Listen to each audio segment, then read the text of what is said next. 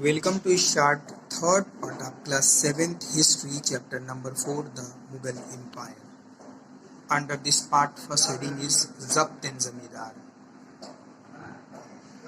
The main source of income for the Mughal ruler was tax on the production of the farmer, peasantry farmer. Means whatever crop they produce, they had to pay the tax. This tax was sources of income for the farmer. In most places, peasants paid tax through the rural elite, through the ruler head. They were not going directly to the pay the tax to the head, but they were sending the tax to the king by the elite, by the head. Who are head? Like headman or local chieftain. And Mughal told this local chieftain as a zamindar. So who was zamindar? Local chieftain of the villages during the time of Mughal. So zamindar was the term which was used to explain the mediator between the king and farmers to pay the taxes. Akbar's revenue minister Todarmal. Who was Todarmal? Akbar's revenue minister. Revenue minister means tax officer. Carried out a careful survey of crop. He made a very careful survey of crop production, prices, an area cultivated for 10-year period, whatever area was covered by the crop and how much crop was produced. This all the thing he surveyed very nicely, very carefully between 1570 to 1580. On the basis of the data, tax was fixed, and he fixed the data on each crop in cash. So he fixed the data in cash for each crop. Means farmer have to pay cash, not any other material. Each province was divided into revenue circle. The province was divided, state was divided into revenue circle, divided into circle for the revenue, with its own schedule of the revenue rates for individual crop. For separate crop, rates and tax were different.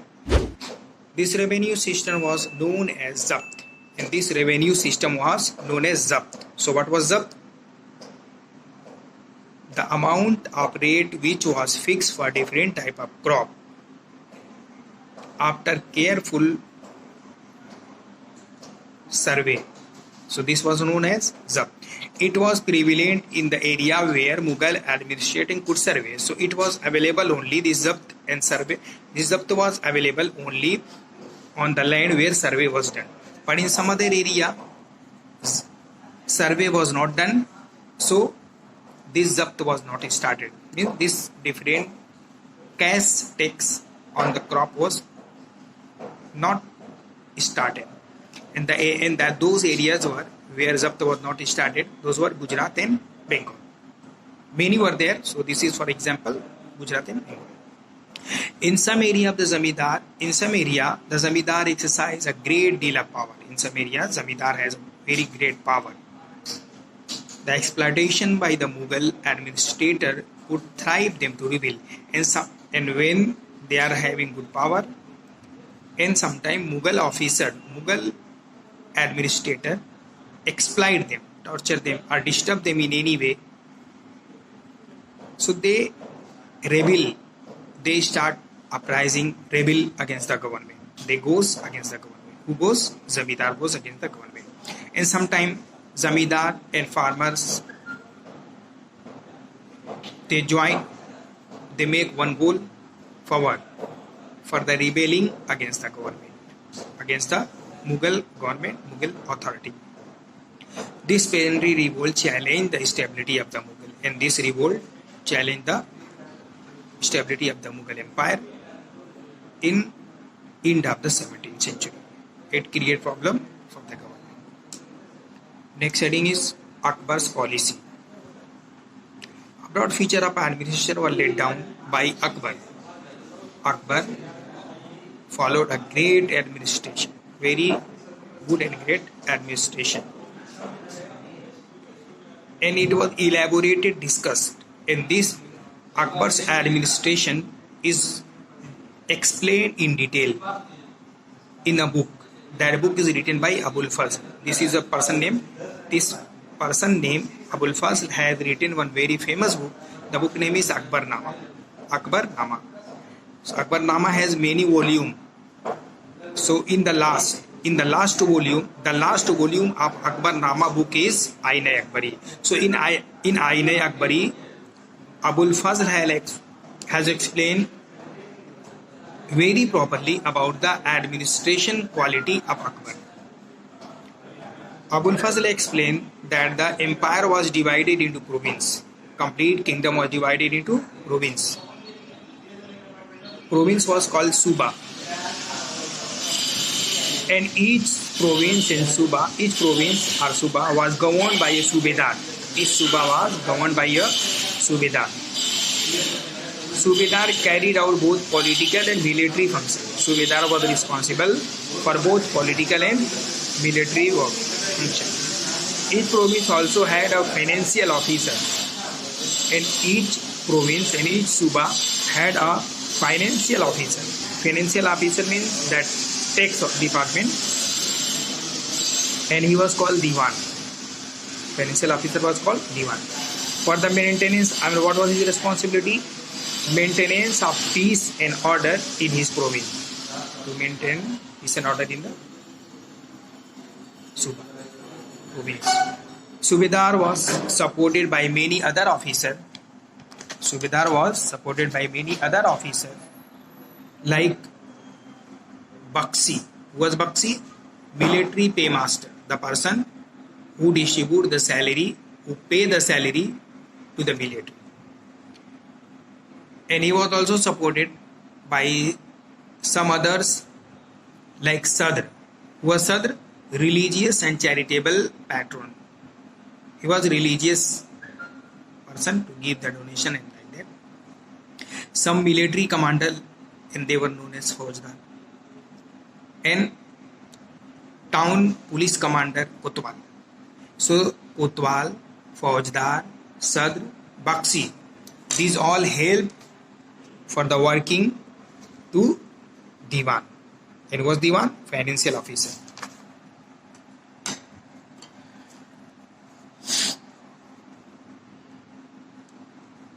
Akbar's noble commanded large army. Akbar nobles commanded large army. They had large army and access to large amount of revenue. They reach a lot amount of tax.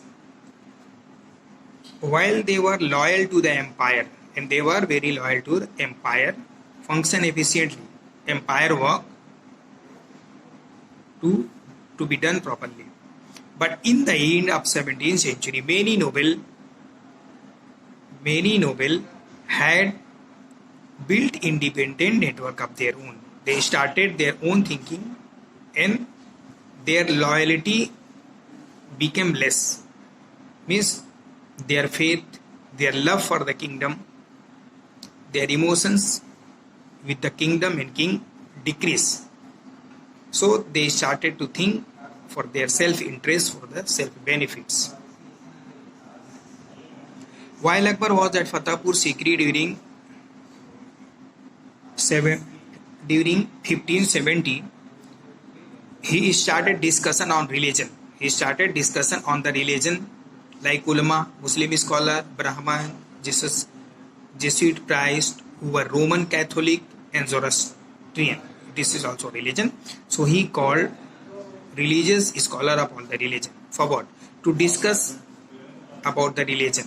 And discussion was held in Ibadat Khana. So what Ibadat Khana? It was a building, it was area where discussion of the different religion was held. He was interested in the religion, social custom and different people. Akbar, interactions with people of different faith, made him realize that the religious scholar who emphasize ritual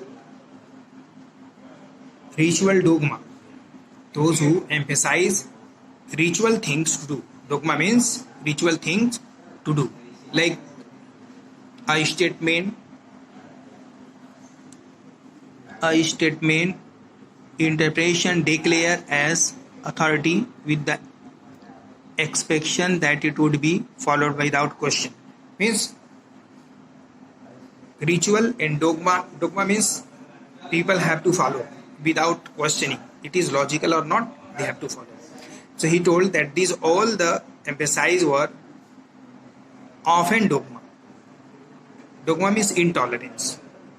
Their teaching created division and disharmony among the subjects. So Akbar told, whatever the ritual religious scholar told to the people to do at any cost without questioning, this was intolerance, and this intolerance created a lot of problem and disharmony among the subject. And this led Akbar to the idea of Sulh-e-Kul. And whatever discussion was held, this led to the Akbar for Sulh-e-Kul or universal peace. This idea of tolerance did not discriminate between the people of different religion in his realm. Instead, focus on system of ethic. In the Akbar, focus on the system of ethic means moral teaching, honesty, justice, peace. That was universally applicable. These all the thing was universally applicable means everyone can accept these all the thing, either they are from any religion. Abul Fazl helped Akbar in forming a vision of governance. Abul Fazl helped to Akbar forward to frame a vision of governance, how to govern around his idea of Sulh-e-Kul. And this principle of governance was followed by Jahangir Shah Jahan as well. And this idea was followed by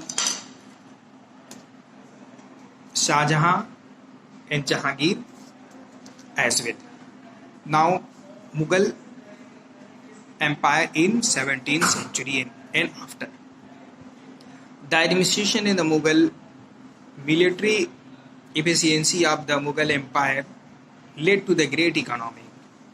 The administrating skill, military skill of the Mughal,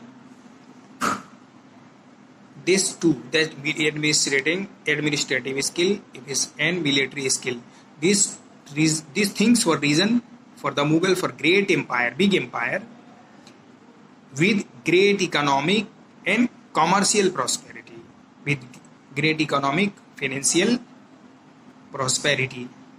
Means due to this they became rich, have had wealth, money.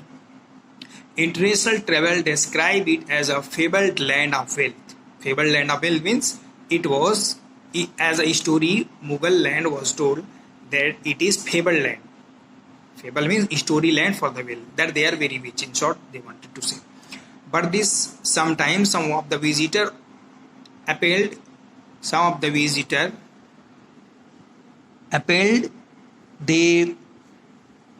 They told, and as a wealth, they told that along with the rich person, some poor person were also there. Some poor person also exist with their side to side. Inequality were also glaring. Inequality were also found. Documents from the 7th century of Shah Jahan reign and some of the documents during the time of Shah Jahan told that 444 number of Mansabdar, means there were highest rank Mansabdar were 444. In total Mansabdar were 8,000. So these 444 people get 61% of the total revenue. Whatever revenue was collected, 61% salary was given to 445 Mansabdars, and rest 755 Mansabdar get only 40%. Means half of the salary was given to only 445 person, and rest other salary was given to everyone. Means rest other person will face problem. The Mughal emperor and their Mansabdar spend a great deal of income and salaries. They take a lot of salary and they expend the money on different things, different goods. This expenditure benefited the artisan, and this expenditure benefited the who get this benefit? Farmer, traders, like this, who supplied goods and produce. But this scale of revenue collected left very little for investment in the hands of the primary product. But for the poor people, for the farmers, lower farmers, it was a very big problem to purchase something or to invest money in anywhere. Like the poorest among them live from hand to mouth. The person, those who were very poor, they were not able to get the sufficient money, and they were hardly considered investing in additional resources, and they were hardly able to invest the money in any other work. Means only the money which they earn, that was sufficient to eat only. Even they were unable to purchase tools and some supplies to increase the productivity. So this was the problem for them. The wealthier peasantry and artisan group, the merchant and bankers profit, who especially, the person who especially got the money, who benefited the thing, they were the wealthier peasantry, artisan group, merchant, bankers. The enormous wealth and resources commanded by the Mughal elite made them an extreme power. So the enormous wealth, much money, huge money and resources commanded by the Mughal nobles. The nobles had so much power, so much resources, so much money. So they became very powerful.